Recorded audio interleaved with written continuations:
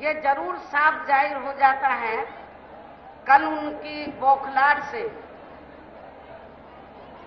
ये साफ जाहिर हो जाता है कि अब इनके अच्छे दिन जा रहे हैं और बुरे दिन आ रहे हैं।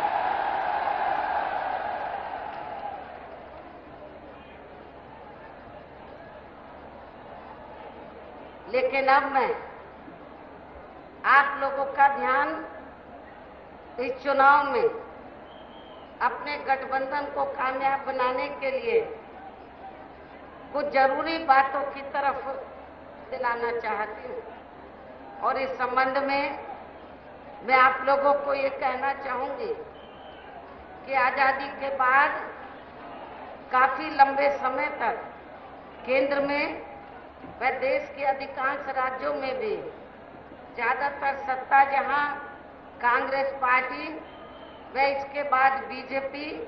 तथा अन्य और पार्टियों के हाथों में ही केंद्रित रही है। किंतु यहाँ खास ध्यान देने की बात यह है कि कांग्रेस पार्टी के केंद्र में व काफी राज्यों में भी लंबे अरसे तक रहे शासनकाल में इनकी अधिकांश रही गलत नीतियों व गलत कार्य प्रणाली की वजह से ही फिर इस पार्टी को केंद्र व काफी राज्यों की भी सत्ता से बाहर होना पड़ा है। और अब वर्तमान में देश में लोकसभा के लिए हो रहे आम चुनाव में बीजेपी भी केंद्र में इनकी सरकार की रही खासकर आरएसएसवादी, पूंजीवादी, संकीर्ण, सांप्रदायिक, द्वेषपूर्ण व जातिवादी गलत नीतियों व गलत कार्य प्रणाली की वजह से इस बार सत्ता से जरूर बाहर चली जाएगी। और अब इस चुनाव में इनकी कोई भी नाटकबाजी व जुमलेबाजी आदि काम में आने वाली नहीं है। और खासकर इस बार इनकी चौकीदारी की भी ये नई नाटकबाजी भी इनको नहीं बचा पाएगी, जिससे अब ये लोग इस चुनाव में जबरदस्ती देश में आम जन हिस्से जोड़कर इसको अपने राजनीतिक लाभ के लिए भुनाने में लगे, जिसमें इनको किसी भी कीमत पर कामयाबी मिलने वाली नहीं है। चाहे इस चुनाव में इनके सभी छोटे बड़े चौकीदार भी मिलकर अपनी कितनी भी ताकत क्यों ना लगा दें। इसके साथ ही वर्तमान में प्रधानमंत्री श्री नरेंद्र मोदी ने यहाँ पिछले लोकसभा के हुए आम चुनाव में देश में विशेषकर गरीबों, मजदूरों, बेरोजगारों, कर्मचारियों, युवाओं, महिलाओं, किसानों, व्यापारियों व अन्य मेहनतकश लोगों के साथ साथ दलितों, आदिवासियों, पिछड़े वर्गों, मुस्लिम व अन्य धार्मिक अल्पसंख्यक समाज के लोगों को भी जो इन्हें अच्छे दिन दिखाने के असंख्य प्रलोभन भरे चुनावी वायदे किए थे, तो उनका अभी तक भी इन्होंने जमीनी हकीकत में लगभग 1/4 हिस्सा भी कार्य पूरा नहीं किया, जिन पर से इनका ध्यान बांटने के लिए खुद प्रधानमंत्री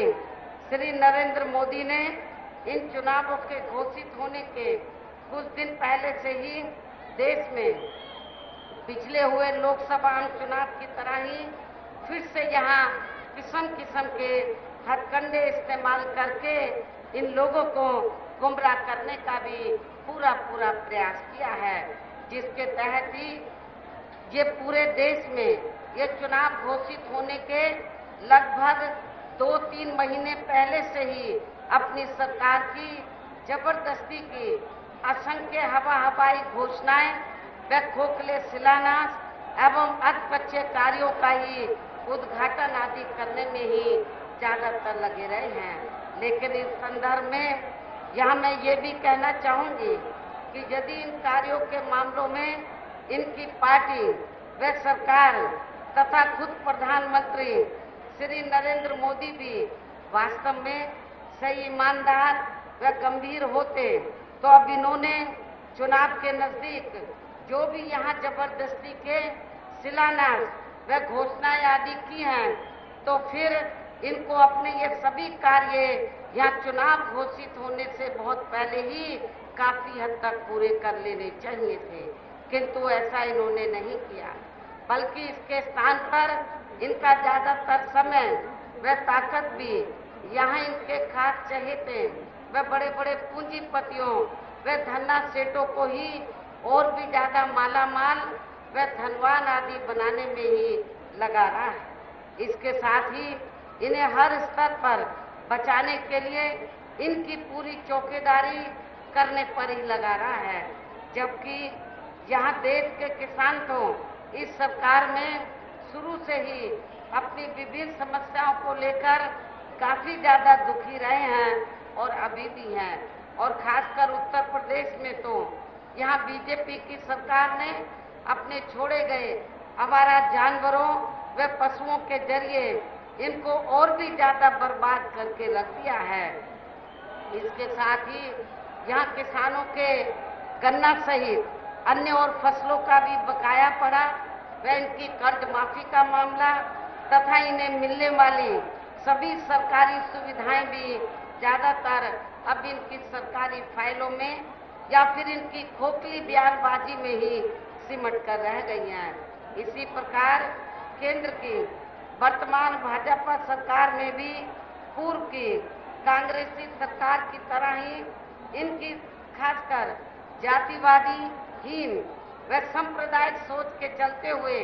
यहाँ देश के दलितों, आदिवासियों, पिछड़े वर्गों, मुस्लिम व अन्य धार्मिक अल्पसंख्यक समाज के लोगों का भी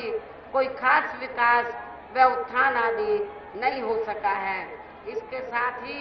पूरे देश में अभी भी यहाँ दलितों, आदिवासियों व अन्य पिछड़े वर्गों का सरकारी नौकरियों में आरक्षण का कोटा अधूरा पड़ा है। इनका पदोन्नति में आरक्षण अभी भी यहाँ प्रभावहीन ही बना हुआ है, और इतना ही नहीं बल्कि केंद्र व राज्यों में भी पहले कांग्रेस की सरकार में और अब बीजेपी की सरकार में भी इन सभी वर्गों को प्राइवेट सेक्टर में आरक्षण दिए जाने की व्यवस्था किए बिना ही इनकी सरकार के भी ज्यादातर सरकारी कार्य प्राइवेट सेक्टर के जरिए ही इनके बड़े बड़े पूंजीपतियों व धन्ना सेठों को ही दिए जा रहे हैं, जिसकी वजह से अब इनको पूरे देश में आरक्षण का बहुत कम ही लाभ मिल पा रहा है। इसके साथ ही इनका हर स्तर पर आए दिन शोषण व उत्पीड़न आदि होना अभी तक भी बंद नहीं हुआ है। इन वर्गों के साथ साथ मुस्लिम व अन्य धार्मिक अल्पसंख्यक समाज के लोगों की भी हालत हमें कोई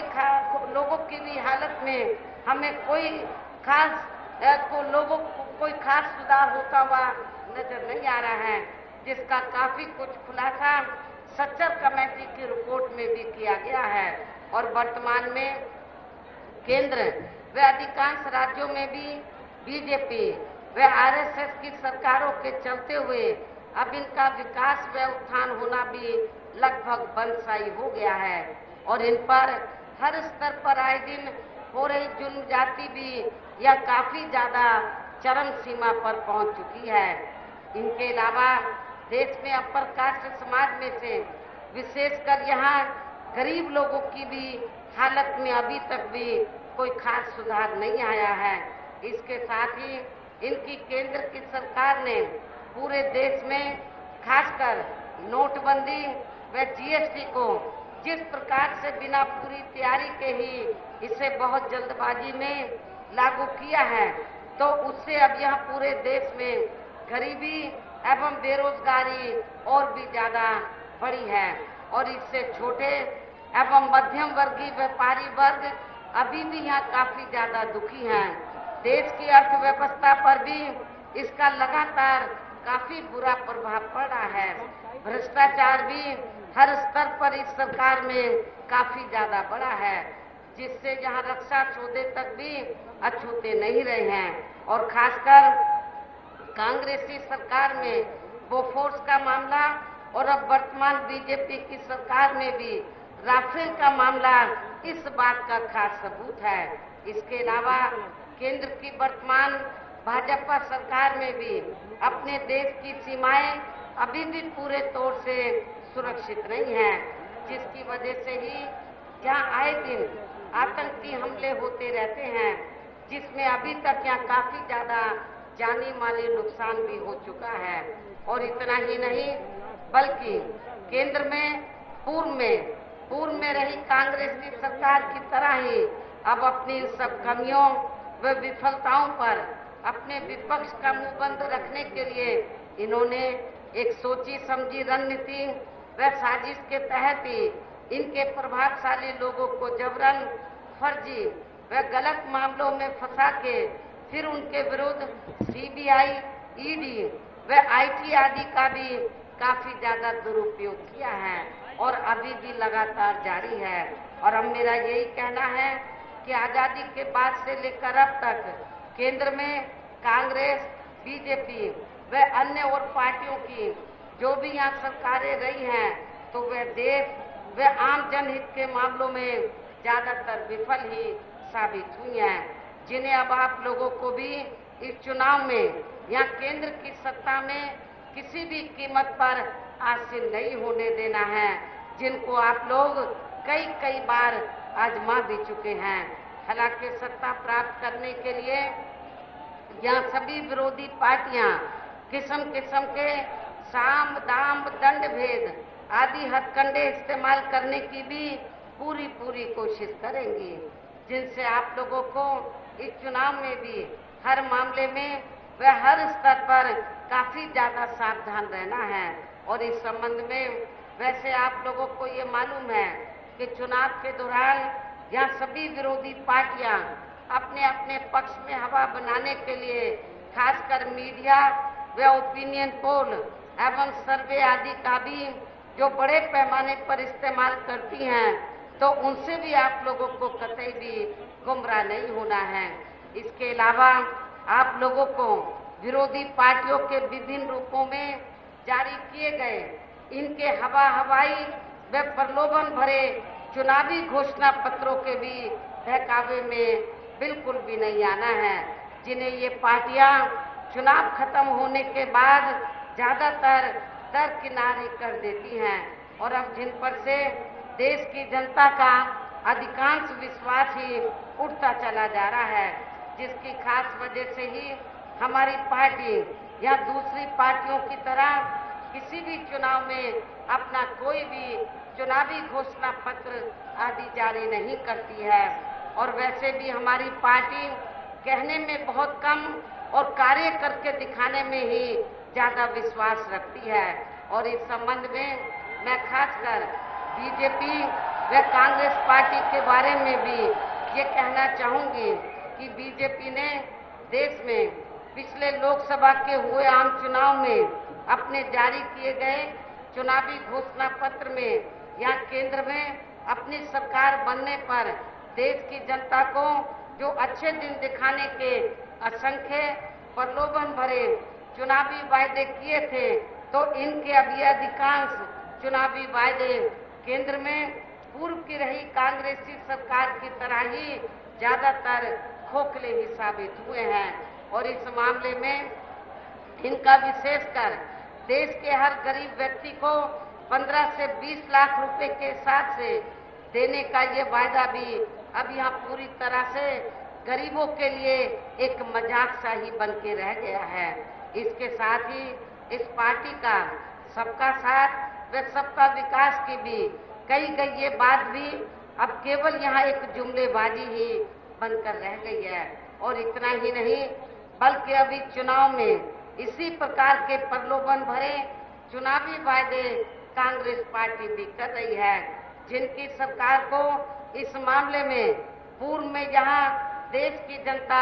काफी वर्षों तक आजमा चुकी है, जिसके कारण ही अब ये कांग्रेस पार्टी केंद्र के साथ साथ